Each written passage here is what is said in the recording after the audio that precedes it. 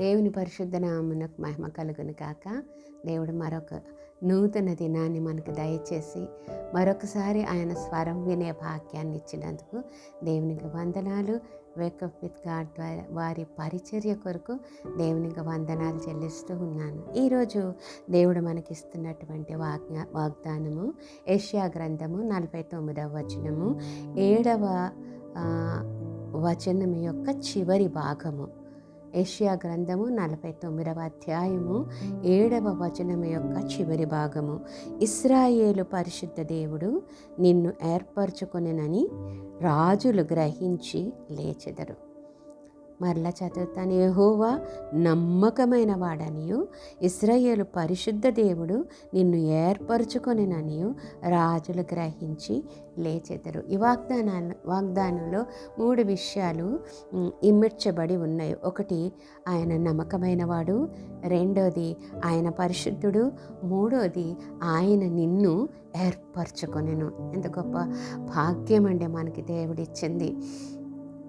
మనుషులైతే వాళ్ళ అవసరాలకు మనల్ని వాడుకుని తర్వాత మనల్ని వదిలిపెట్టేస్తారు. కానీ యెహోవా నమ్మదగినవాడు. ఆయన అన్ని పరిస్థితుల్లో కూడా నిన్ను అంటి పెట్టుకొని ఉండేటటువంటి దేవుడు. చెడ్డవారి మీద మంచివారి మీద కూడా సూర్యకాంతిని ప్రసరింపచేసే దేవుడు, వర్షాన్ని కురిపించే దేవుడు. అటువంటి దేవుడు, పరిశుద్ధమైన దేవుడు, సర్వశక్తిమంతుడు నీకు చెప్తూ ఉన్న మాట ఏంటంటే, నీ రాజులు అధికారులు ఆయన నిన్ను ఏర్పరచుకున్నాడని గ్రహించి నీ ఎదుట నీకు నమస్కారం చేస్తారంట.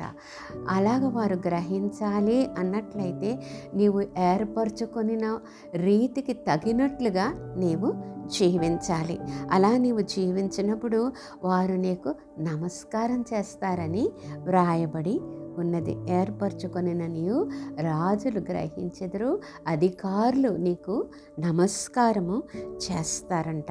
మరి అటువంటి కృప ఆధిక్యత దేవుడు నిన్ను నన్ను ఎన్నుకోవడం ద్వారా మనకిచ్చాడని గ్రహించి కృతజ్ఞత కలిగి వాక్యానుసారంగా జీవించడానికి దేవుడు మనకు సహాయం చేయనుగాక. పరిశుద్ధుడివైన మా ప్రియ ప్రభా, నీ బంగారు పాదాలకు వందనాలయ్యా.